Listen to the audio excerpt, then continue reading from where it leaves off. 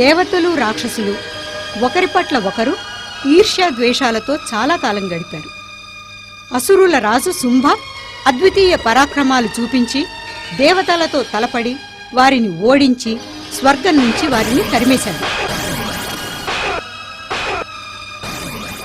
స్వర్గం నుంచి తరిమివేయబడ్డ దేవతలు ఆశ్రయం కోసం వెదుగుతూ హిమాలయాల వైపు వెళుచున్నారు.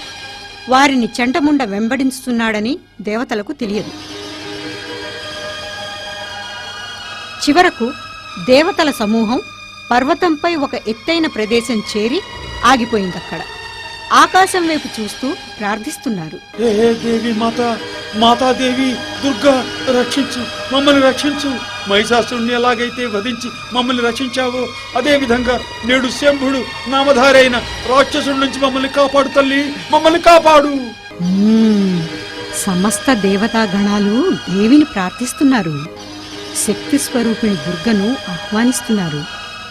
నేను వీళ్ళకి శక్తి రూపి అంబిక దర్శనం తప్పక చేయిస్తాను. పార్వతి ఆశీర్వదిస్తున్నట్లు తన చేతిని ముందుకు చాపుతుంది. ఆమె చేతి నుంచి వెలువడిన శక్తి వలన దేవి అంబిక జన్మిస్తుంది. దేవి అంబిక నుంచి వెలువడుతున్న ప్రకాశం చూసి దేవతల కళ్ళు ఆనందంతో మెరుస్తాయి. దేవి మాతాదేవి దుర్గా రక్షించు, మమ్మల్ని రక్షించు. మహిషాసురుణ్ణి ఎలాగైతే వధించి మమ్మల్ని రక్షించావో అదే విధంగా నేడు శంభుడు నామధారైన రాక్షసుడి నుంచి మమ్మల్ని కాపాడు తల్లి, మమ్మల్ని కాపాడు. వీళ్ళంతా ఏం చేస్తున్నారు? ఏమీ వినపట్టం లేదు, ఏదో అంటున్నారు. చండా, వీళ్ళు ఎవరినో స్త్రీని ఆరాధిస్తున్నారు. పెద్దగా నవ్వకు, వాళ్లకు మనం వెంబడిస్తున్నట్లు తెలిసిపోతుంది. తెలిసిపోతే తెలిసిపోని, ఒక స్త్రీని శరణు కోరేవాళ్ళు మనల్ని ఏం చేయగలరు? మన స్వామి మహారాజు శంభుడు పరమ పరాక్రమవంతుడు. మరి మనకెందుకు భయం? అదేమిటో త్వరగా చెప్పు. నీవు ఈ సుందరిని చూస్తున్నావుగా, మొత్తం లోకంలోనే కాదు, మొత్తం బ్రహ్మాండంలోనే ఇంతటి సౌందర్యవతి ఇంకొకరు ఉండరని నాకు అనిపిస్తోంది. ఈ సమాచారం మనం మన మహారాజుకు తెలియజేయాలి. మహారాజా, ఇది వరకెన్నడూ చూడని, ఇంకెన్నడూ చూడలేని సౌందర్యవతిని చూశాం. అది అక్షరాలా సత్యం. అలాగైతే ఆ సుందరి నా మందిరంలో ఉండవలసింది. వెళ్ళండి, వెళ్ళి ఆమెనిక్కడికి తీసుకురండి.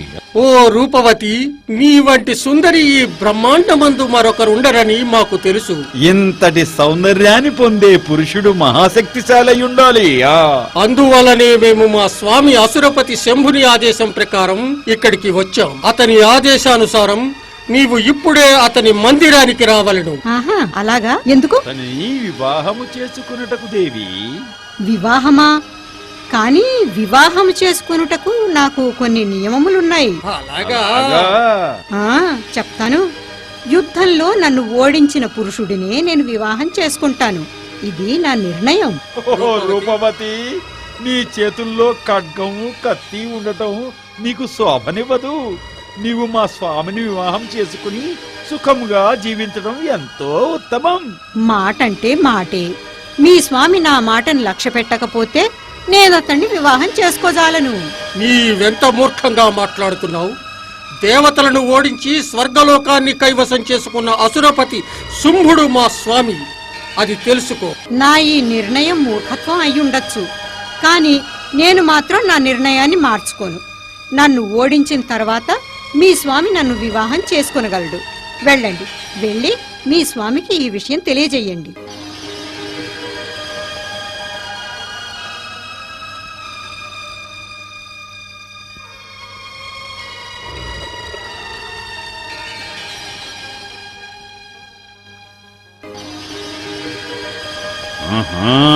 అయితే ఆత్మాభిమానం గల ఆ స్త్రీ ఇలాంటి నిర్ణయం తీసుకుందన్నమాట. ఆమె మూర్ఖురాలు. మాతో వివాహం చేసుకుని సర్వసుఖములు అనుభవించవచ్చని తెలుసుకోలేకపోయింది. కానీ ఆమెతో యుద్ధం చేసే ముందు మరొకసారి ఆమెకు అర్థమయ్యేలా నచ్చ చెబుతాను. క్షమించండి మహారాజా, మీరు అనుమతిస్తే ఈసారి నేను ఈ కార్యాన్ని చేసుకురాగలను. ధ్రుమలోచన, నీపై పూర్తి విశ్వాసం ఉంది. నీవే ఆ అహంకారి మొండి ఘటాన్ని ఇక్కడికి తీసుకురాగలవు. అవశ్యం అసుర కుమారా, అలాగే చేస్తాను. ఓ మొండి ఘటమా విను, నీవు మా మహారాజు ముందు లొంగిపోయావా సరే సరే, లేకుంటే బలవంతంగా తీసుకెళ్లవలసి వస్తుంది. లేదు, నేను మాట అంటే మాటే, దాన్ని వెనక్కి తీసుకోలేను. మీ స్వామి నాతో యుద్ధం చేయాల్సిందే. చూస్తుంటే నీవు మామూలుగా వచ్చేట్లు లేవు. ధ్రుమలోచనుడు ఖడ్గం తీసుకుని దేవి అంబికను గాయపరచటానికి ముందుకొస్తాడు. అప్పుడే దేవి ఒక్కసారి హుంకరిస్తూ చేతిని ముందుకు చాస్తుంది. మరుక్షణంలో ధ్రుమలోచనుడు అక్కడ బూడిద రాశిగా మిగిలిపోతాడు. కొద్ది దూరం వెళ్లగానే చండు ముండు వాళ్ళని అడ్డగించారు. ఆగండి, ఎక్కడికి పారిపోతున్నారు? మీకేం కాదు, ఒక స్త్రీ మనల్ని ఏం చేయగలదు? మనం ఇంతమంది అసురులం ఒక స్త్రీని మహారాజు వద్దకు తీసుకువెళ్ళలేకపోతే మహారాజు మన గురించి ఏమనుకుంటాడో ఒక్కసారి ఆలోచించండి. అసురులు వెనుదిరిగి దేవి అంబిక వద్దకు వస్తారు. ఈసారి అంబిక సింహంపై స్వారీ చేస్తూ కనిపిస్తుంది. చూస్తూ నిలబడ్డారే, వెళ్లి చుట్టుముట్టండి, ఆమెను పట్టుకోండి. అసురులు దేవిని చుట్టుముట్టారు. ఇది చూసి దేవి క్రోధిస్తుంది. ఆమె నుదుటిపై దివ్య వెలుగు వెలువడుతుంది. ఆ వెలుగు మరుక్షణంలో కాళీదేవి రూపాన్ని సంతరించుకుంటుంది. దేవి కాళీ అసురులతో తలపడుతుంది.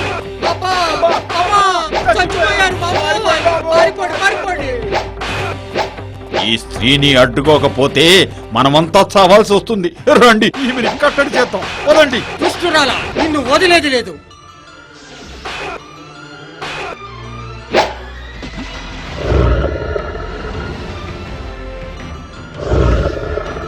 ఓ హంతకురాలా, నీవు నా సోదరుణ్ణి చంపావు, నేను నిన్ను వదలను.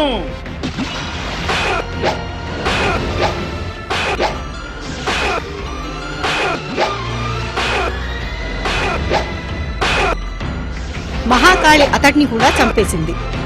చండముండుల మృత్యువును చూసి అసురులు భయంతో పరుగులెత్తసాగారు. అప్పుడే మాతా అంబిక అక్కడికి వస్తుంది.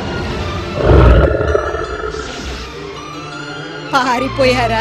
సరేలే, అసురరాజుకు ఈ సూచన కూడా చేరుతుంది.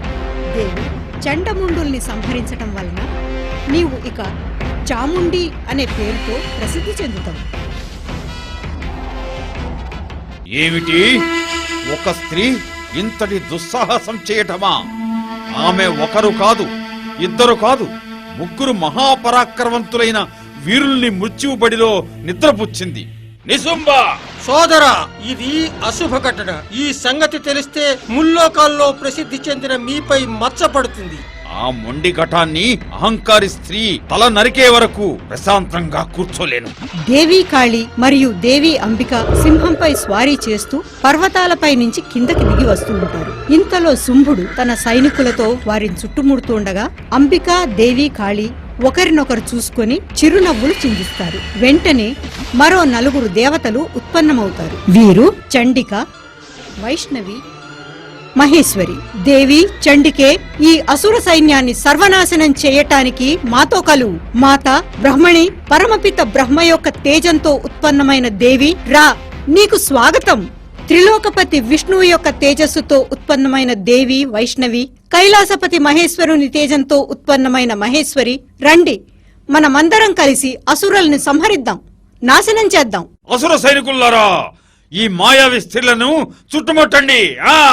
ఈ స్త్రీ ఎన్ని మాయావి వల్లు పన్నినా చివరికి విజయం మనదే అవుతుంది. నిజంబా. బ్రాహ్మణి తన పుష్పక విమానంలో కూర్చుని ఆకాశంలోకి వెళ్లిపోయింది. పైనుంచి రాక్షసులపై తన కమండలం నుంచి నీటిని చిలకరిస్తుంది. పైనుంచి నీరు పడగానే అసురులు శక్తిహీనులుగా నిస్సత్తువుగా కింద పడిపోవటం ప్రారంభించారు.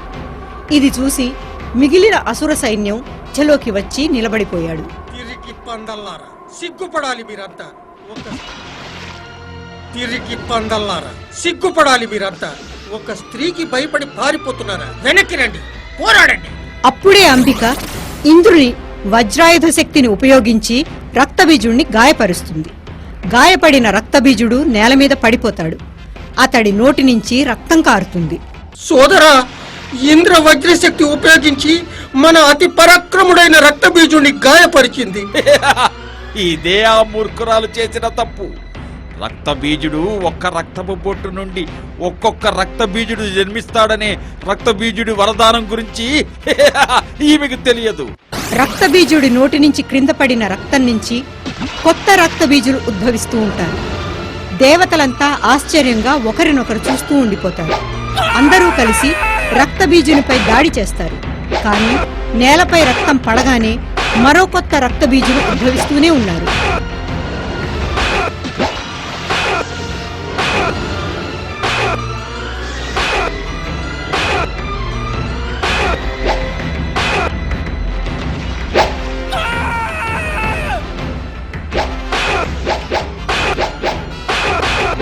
హే చాముండి, ఈ మాయావి రక్తబీజుడి శరీరం నుంచి కారే ఒక్క రక్త బొట్టును కూడా నేలపై పడకుండా చూడండి.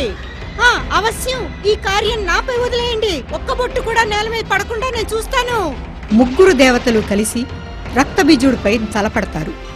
రక్తబీజుడి రక్తాన్ని కింద పడకుండా కాళీమాత అడ్డుపడుతుంది. అనేక రక్తబీజుల్ని వీరు నాశనం చేస్తారు.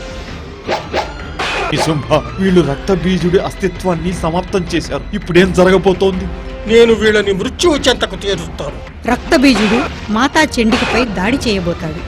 కాని ఒక చేతిలో త్రిశూలం, మరో చేతితో డాలు తీసుకుని మాతా చండిక అతడిని అంతం చేస్తుంది. కాళీమాత రక్తబీజుడి రక్తం కింద పడకుండా నిరోధిస్తుంది. రక్తబీజుడి శరీరం యుద్ధభూమిపై పడిపోతుంది. నిశుంభ, ఇక నీవు యుద్ధ రంగంలోకి ప్రవేశించాలి. అలాగే సోదరా, అసురులందరిలాగే నేను నీకు ఈ యుద్ధంలో ముందుండి యుద్ధం చేస్తాను. నిశుంభకి కూడా మిగిలిన అసురులకు పట్టిన గతే పట్టింది. నిశుంభుని మృత శరీరం చూసి శంభుడు దుఃఖాన్ని ఆపుకోలేకపోయాడు. సోదరా నిశుంభ, నిన్ను కూడా ఆ స్త్రీ పొట్టన పెట్టుకుందా?